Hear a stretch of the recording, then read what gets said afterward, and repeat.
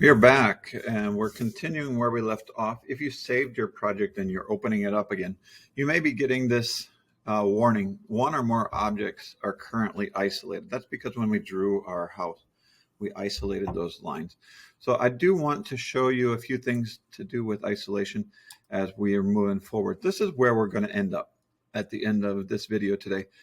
We're going to look at these are the sketches for our cabinet, our little nook area that we're going to stand up and we can start extruding and modeling these. Okay, so we're going to go back to where we left off in our last scene. So let me open that up here. I'm going to open a recent one and we're going to open up our interior space. So here we have what we modeled the other day. I'm going to save this as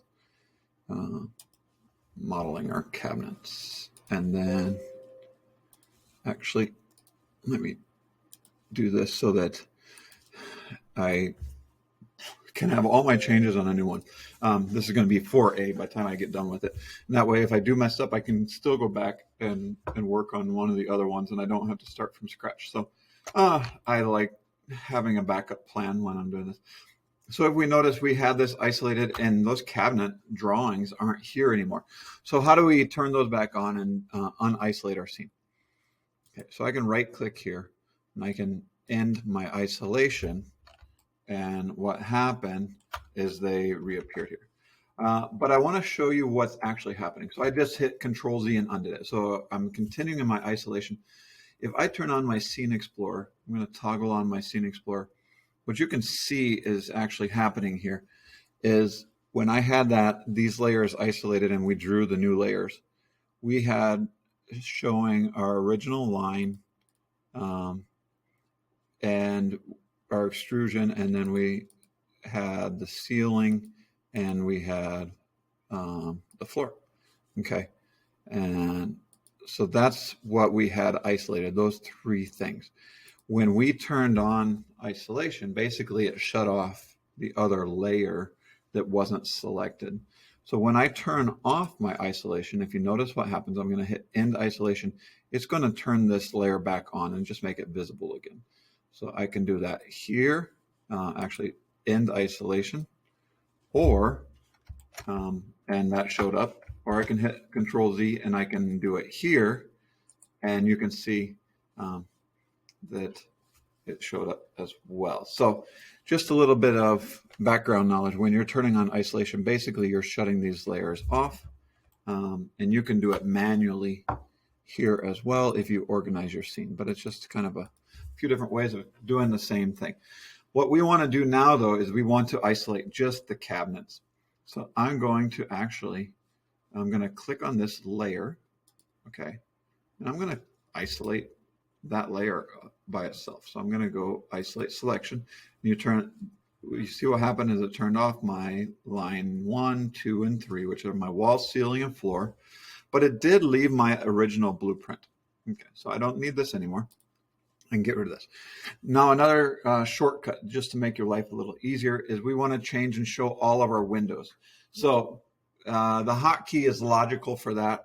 We want to show windows. So I'm going to do Alt W for Windows. Alt W, that shows all 4 windows. If I do it again, it isolates and maximizes, I should say, maximizes my viewport, whichever one is highlighted. So right now I have my perspective view highlighted. It will maximize that. If I click over here on my top view, it will maximize my top view. Okay. My front and so forth. So Alt W, extremely handy tool as you're switching back and forth the views. This is the one that I do want to highlight here. So I'm going to go Alt W, and now that's large. What we want to do is we want to isolate just the cabinets here. And in order to do that, what we have to do is we have to detach them, because if I click on here, you notice it highlights everything. They're all attached together.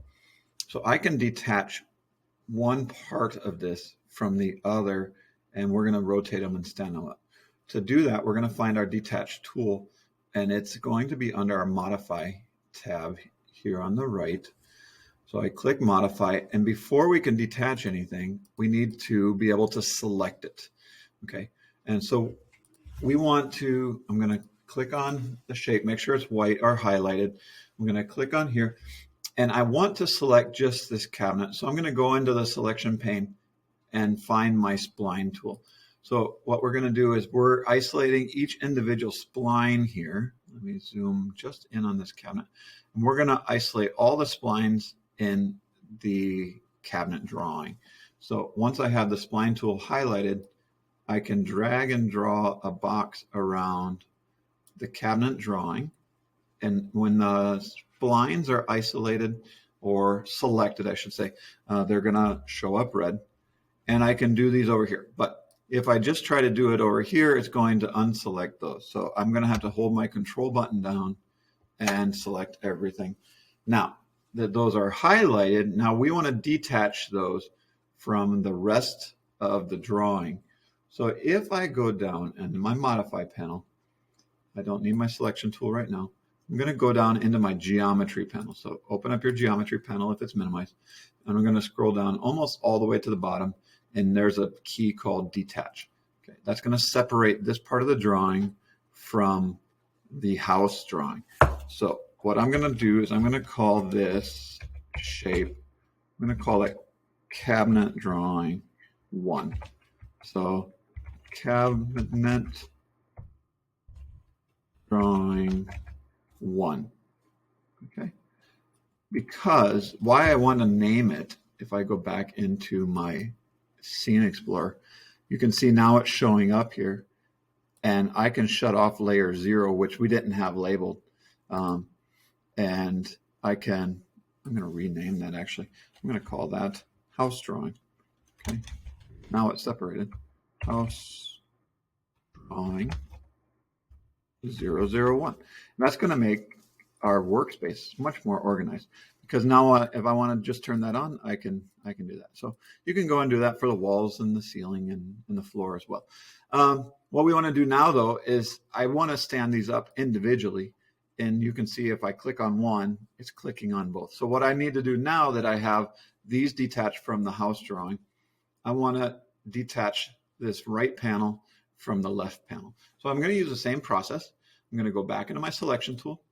They're highlighted white, so that's good. I'm going to find my spline selection. That's going to allow me to select all of these splines. Okay, I'm going to zoom in. I'm going to hold control, drag it across these splines, and then don't forget, if you do it like that, this little piece here as well. Okay, because we want that part to stand up with this right-hand spline. When they're all red and highlighted, I'm going to right-click. I'm going to, not right-click, I'm going to go down to our select geometry panel and find our detach button again. Okay, so just repeating what we did last time. This one I'm going to call cabinet drawing 2. Okay. Keep it organized. So I'm going to erase the shape and just give it a more specific name, cabinet drawing. And we don't put spaces in here. So you can use underscore or dashes, but no spaces and no backslashes, because it confuses that with address. So now we have 1. This will be 1 now, and this would be 2 because they're detached from each other. All right, so now in order to stand them up, let me actually get off my selection tool here. We want to, let me show something here. If I select this, I'm stuck on my selection tool here. So let me get off of that. And now I'm back on. All right, that should let me click. All right, so you might have to click back on your editable spline to deselect all of your selection tools here. So now I can go 1 or 2. What I want to do is I want to rotate these and stand them up. So let me, I'm going to go back to my perspective window instead of messing up that one. And Alt W will maximize as scene again. I'm going to rotate around flatten this out so that I can picture this rotating up. Now, what's going to happen when I rotate this one? Let's do it, and we'll find out and see what's the better way to do it. So I'm going to grab this red rotation.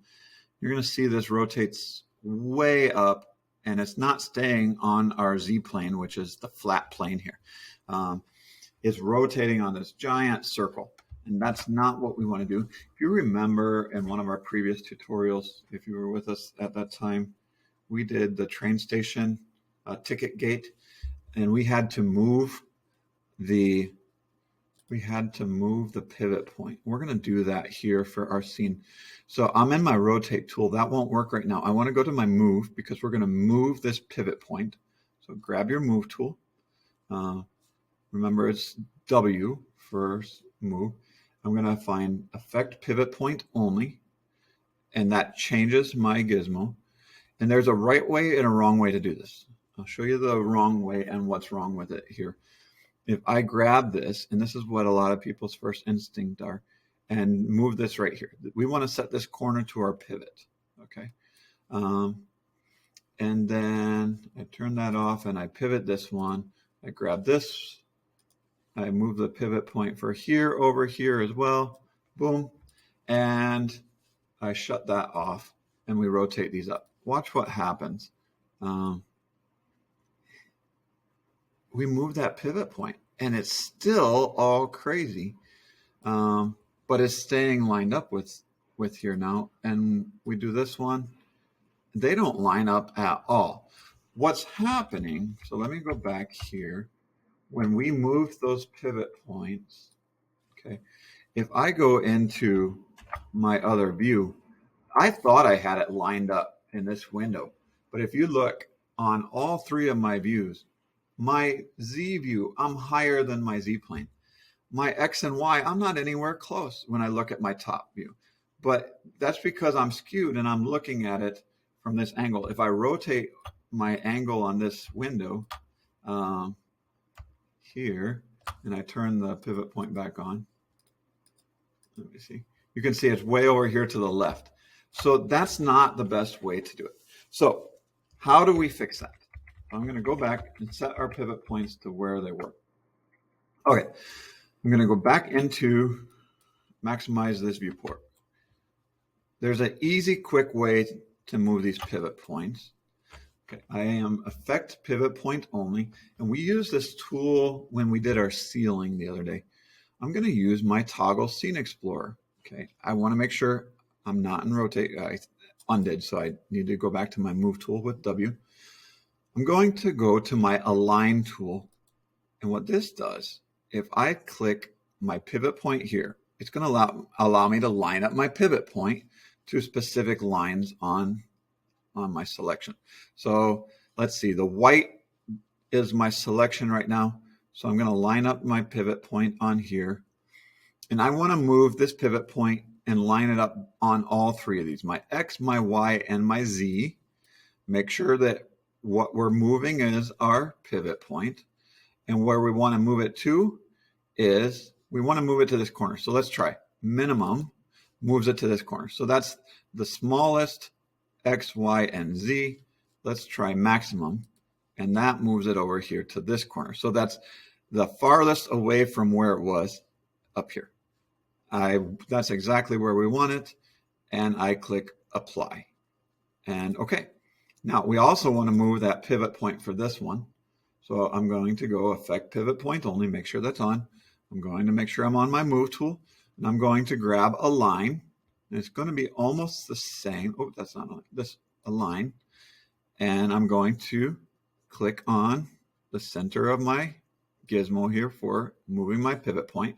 Pivot point selected. I'm going to turn on X, Y, and Z if it's not on. And now this time, if I go to maximum, okay, it's not really doing anything. I want to set it to minimum. When I did maximum, what it did is it moved it over into this corner and it's even off the screen. We just can't see it. I want to set this to minimum because it's moving it as far away as it can, like it did here. Moved it to this upper right-hand corner, and it's doing that here as well. When I set it on minimum, now it's moving it attach to the shape as close to where our original point was. So click on apply. And now both of those pivot points are exactly here centered on the same vertice. And that's exactly what we want. I click accept and OK, and that disappears. Now let's turn off our pivot point here and make sure it's off here. Now we can rotate these panels. I'm going to grab my right hand panel, go to my rotation tool, or hit E on your keyboard for your shortcut. And we want to rotate it along this red, which is our X coordinate here. And if you notice here on the bottom, the X is the only one that's changing. Now, I could try to line this up exactly 90 degrees, but I don't want to mess with it and spend time. So I'm going to go down to X, and I'm just going to hit 90 and accept. And that stands it perfectly up at 90. Now we're going to do the same thing with this other panel, and this is going to be on my Y origin. So that green is Y, and we can verify, yep, Y is the only one moving. And I'm going to set that to 90, and they stand up.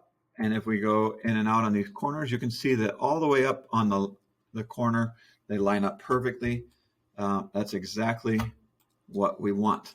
So this is as far as we're going to go in this video. We are going to leave off, ready to start extruding our cabinets for our next one. Thanks for joining us, and we'll see you in the next one.